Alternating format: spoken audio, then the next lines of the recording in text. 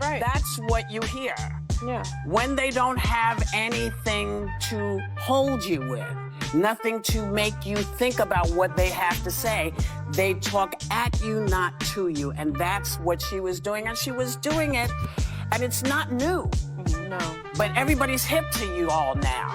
Yeah. And we are anticipating that you are not prepared. Because you keep saying you going and you preparing when you're on the trail. But then came Karoline Leavitt, and in one brutal episode, the so-called queen of daytime television found herself knocked completely off her throne. Nobody saw this coming. The episode began like any other. Smug laughter, a panel of left-leaning co-hosts nodding in blind agreement, and an air of superiority thick enough to cut with a knife. With the vast majority of Americans, and frankly, they should seek immediate help because voters... I think she's probably been put in there because according to Donald Trump, she's a 10. You know that's what it is. I want to be clear, though, it's not her first job. It was her first press briefing. She worked in the previous Trump administration. But the moment Whoopi opened her mouth, everything changed. The topic, wokeness, a sacred doctrine on The View, defended like a holy grail. And Whoopi, oh, she was feeling bold. She locked eyes with Karoline, flashed that signature smirk, and went straight for the jugular. Without wokeness, you wouldn't even have this job. Boom. The air was sucked right out of the room. Even Joy Behar, the queen of sneering at conservatives.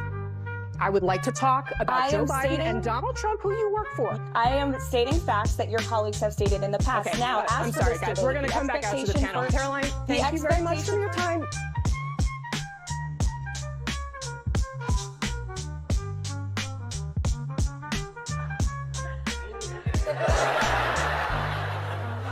That was so good.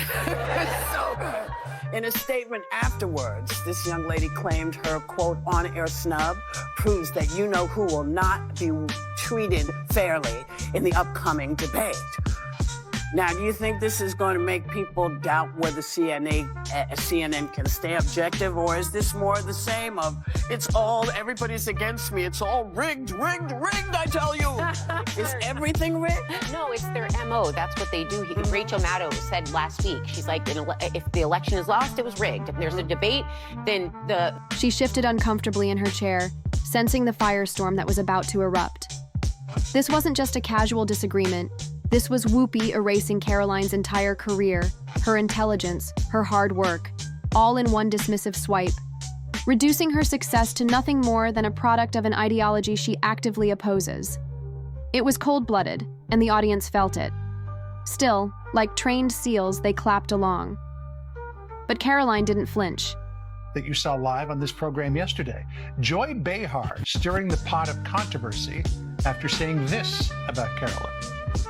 She's probably been put in there because according to Donald Trump, she's a 10. You know that's what it is. Do you want to take this? No, you cannot be attractive and smart. I will try to give Joy the benefit, oh, thank you. I try to give Joy the benefit of the doubt that she didn't see that briefing. Because if you saw that yesterday on numerous topics, no big binder, I think she might have had a different impression of this young woman who held her own. I mean, you would have to give her the benefit of the doubt that she did absolutely no research or reading about anything dealing with Karoline Leavitt before she made that remark. Because Karoline Leavitt she went to St. Anselm College, she worked for WMUR Ran for TV. Congress? In New Hampshire, she ran for Congress at the age of 25, put out a very good campaign. She lost by 8 or 9 points, but she still put on a good campaign. Then she was the press secretary for the Trump campaign, going on TV literally every day. Well, heavily pregnant and a new mom. Yeah, she's a new mother. And then she goes out yesterday and gives and this, again, this is speaking very objectively, because I've watched every press secretary since going back to Marlon Fitzwater. Yeah, I'm that old. And she went out there for her very first briefing at the age of 27 years old, the youngest press secretary ever, and did a terrific job of No stuttering, no scrambling for words. Instead, she smiled that slow, knowing smile that screamed, "Oh, you just made a big mistake." And then, with the kind of unshakable confidence that only comes from knowing you have the facts on your side, she demolished Whoopi's entire argument. This was unlike anything The View had ever seen before. And trust me, you're going to want to stick around for this, so make sure to like and subscribe as we dive deeper into this epic takedown. Karoline came armed with receipts. She pulled out cold, hard numbers, government spending reports exposing how taxpayer dollars were being funneled into outrageous woke initiatives. She rattled off example after example: gender studies in Guatemala, foreign Sesame Street programs pushing American social activism abroad. Most divisive and disgusting speech that any president, certainly in my lifetime, has ever given. He essentially waged war on half of the country by saying that we are all a threat to democracy because we believe in putting America first. It's not radical to want to put your country and your own people first. It's not radical to want to have a strong border, a strong military, and to unleash the might of your own economy, not economies around the world. You know, we have seen cultural Marxism trickling its way through every institution in this country. The public school system, the higher education university system, Hollywood, big tech, the corrupt mainstream media that I fought against in President Trump's White House are indoctrinating my generation of Americans into hating our country, hating one another based on race and gender and sex and all of this other BS, quite frankly. The list went on. It wasn't about fairness anymore. Wokeness had morphed into something else entirely, a political tool used to silence anyone who dared to think differently. Whoopi, so used to guests fumbling over their words, retreating under pressure, suddenly found herself backed into a corner. And the worst part? There was no easy way out. She opened her mouth, then shut it. Opened it again. Nothing. The audience, frozen. No laughter, no applause, just silence. Even the camera crew hesitated. Should they zoom in on Whoopi's stunned face? The same Whoopi Goldberg who had just fired off that dismissive remark now looked like she wanted to sink into her chair. And in that moment, the so-called Queen of the View wasn't just losing an argument, she was losing control. If wokeness is really about diversity and inclusion, then why is it that conservative women are always the ones getting attacked? Right then, Whoopi knew she had nothing, no witty comeback, no smug retort to save face. The silence was deafening. Joy Behar, sensing the disaster unfolding in real time, tried to throw out a nervous joke. Yeah, I would like this young lady this is her first job, I would like her to do a little homework. Because she said something yesterday that really pissed me off. And that was, she said, there will be no wokeness here. Oh, yeah. Let me explain something to you. Because without that wokeness, you might not have that job. Yeah. Because women were not invited to that table. Women were not invited to many tables in this nation. The reason we fought and busted our behinds to make sure that you didn't have to worry about this. And now to hear you talk about it and to hear anybody talk about the wokeness was put in place for a reason. Because black people couldn't get into colleges. Because women could not get into the colleges they wanted to go to. This is all women. Yeah. See, this is not black, Asian women. This is all women. Women were not invited to this party. It was a man's world, and we busted our asses to make sure that this was... But it was too late. The damage was done. Whoopi had just made a mistake so catastrophic that even the internet couldn't believe it. And here's where things get even crazier. This wasn't even the first time Whoopi's mouth had written a check she couldn't cash. For years, she's turned The View into a lawsuit magnet, dragging ABC into one controversy after another. From her tone-deaf Holocaust remarks to her bizarre defenses of highly questionable figures, Whoopi has been at the center of some of daytime TV's biggest scandals. To each side. And now when we've gone to this place where you only hear this, see, we have to tell you both sides. That's why Alyssa's here, that's why Anna's here, because we don't all think the same way. And it's like you all don't think the same way, so you want to hear what other people say. But when they're lying, we can't have it. We can't allow on this show to have things said that we know for a fact are not true. That's what it used to be. That's what it needs to go back to be, and that's where y'all come in. It's okay to feel how you feel, but demand the truth. Demand folks fact check what they're telling you, because what they're telling you is important. But nothing shook the network quite like the recent defamation lawsuits. First from Carrie Underwood, then Elon Musk, and now Karoline Leavitt. Let's talk about Carrie Underwood. When she performed at Trump's second swearing-in ceremony, Whoopi, and her co-hosts went after her like vultures. They mocked her, claimed she had destroyed her career, and even suggested she had aligned herself with hate. Underwood, usually one to avoid drama, wasn't having it. She fired back with a $1 billion defamation lawsuit, and when the case went to court, leaked emails revealed something explosive. ABC had orchestrated the attack on Underwood to boost ratings. That lawsuit rocked the industry. The settlement was massive, and suddenly, ABC executives were forced to ask the one question they never thought they'd have to. Is The View even worth the trouble anymore? Then came Elon Musk. Be a seat. My team will review the applications and give credentials to new media applicants who meet our criteria and pass United States Secret Service requirements to enter the White House complex. All right. What'd she say? She basically said that they were going to give God, unqualified, how boring. unqualified they people get somebody there jobs. not The so Behind the tedious. Table podcast needs to apply for White House credentials. Oh, they'd love having Joy in that room. Joy's I got a question. So wait a second. So in other words, instead of Bob Woodward, they want Kim Kardashian? What? I don't get. Whoopi had spent months calling Elon Musk everything from a dangerous billionaire to a threat to democracy. But when she and the other hosts started spreading provably false claims about Twitter's policies under Musk, he did something no one expected. He sued.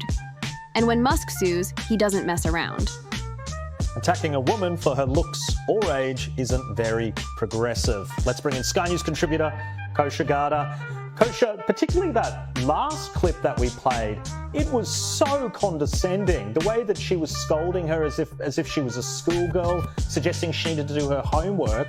I find it so hypocritical when these so-called, caring, progressive voices just turn so nasty like that.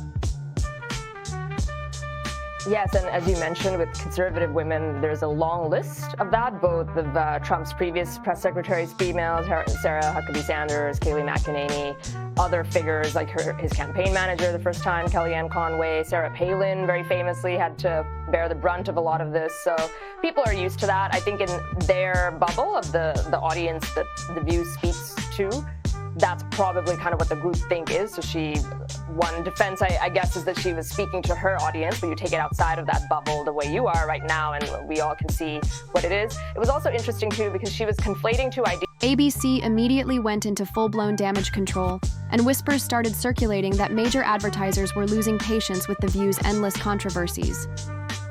And then Karoline Leavitt delivered yet another devastating blow. 1 lawsuit is bad, 2 is worse, but 3? That's a crisis. And ABC execs were panicking.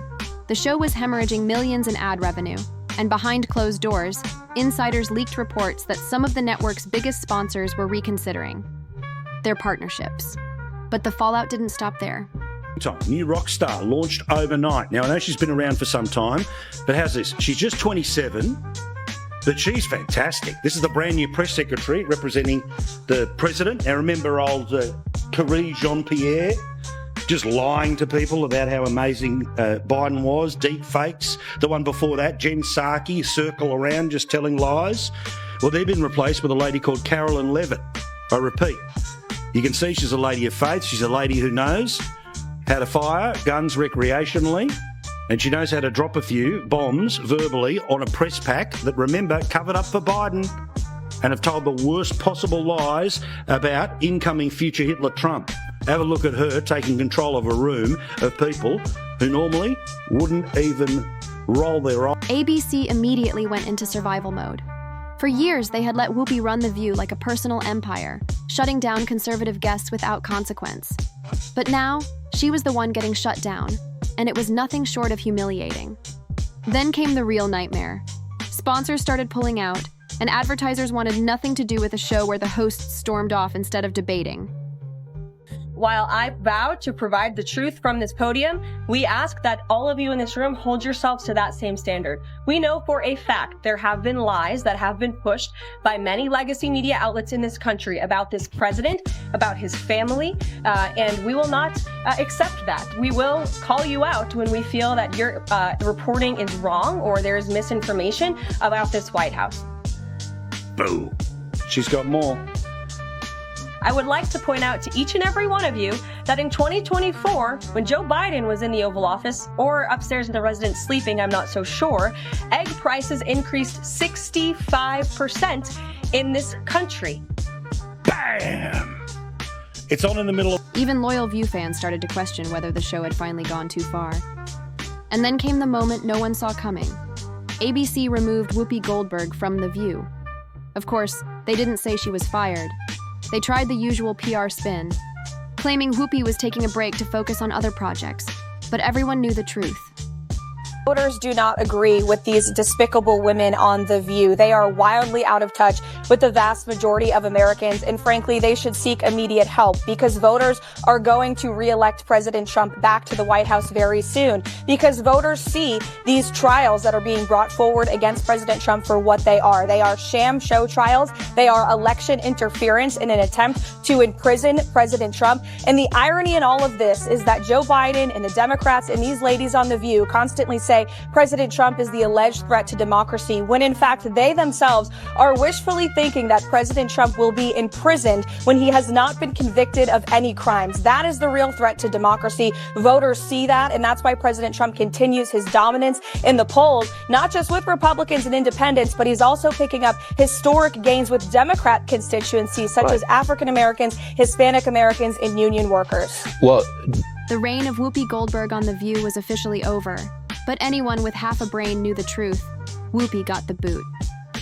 She spent years dominating The View, turning what was supposed to be a panel discussion into an echo chamber where only one side of the argument was allowed to exist. She belittled, dismissed, and silenced guests like it was her full-time job. But then came one debate with Karoline Leavitt, and just like that, everything changed. The View was in total chaos. Now the question everyone is asking, what happens next? To add one last thing, what was interesting to me is Dan Rather weighed in on X, and he said, he compared our time now to the Nixon era, which was a little scary for me. But he said, enough with both sides-ism. When one side lies intentionally and repeatedly, they are no longer entitled to the benefit of the doubt. And we should keep in mind, too, that the people that need to hear this are the people who are running the networks that are okaying this. Because this idea, it's like they say to you now, you can only work within this perimeter. But if the facts are not clear to people, that was what a journalist was there to do, to say, in fact, this is what went on and this is how we checked. Now, we've been given doubts that people don't know how to do this. The media has pretty much always been. Would ABC bring in another Whoopi-like figure to keep pushing the same one-sided narrative? Or would they finally wake up and admit that the show desperately needed balance? Could The View even survive this level of backlash? And more importantly, had Karoline Leavitt just set a new standard for how conservatives push back against mainstream media? Whoopi thought she could steamroll Karoline like she had done to so many before. Instead, she got completely wrecked in front of millions of viewers. And now, as ABC scrambles to clean up the mess, the world is watching. Whoopi Goldberg was The View's biggest star, but now she is its biggest liability. This scandal might be the final nail in the coffin for The View. Would ABC finally pull the plug, Or would they actually consider bringing Whoopi back after? This disaster? Let us know your thoughts in the comments, and don't forget to like, subscribe, and stay tuned for our next video.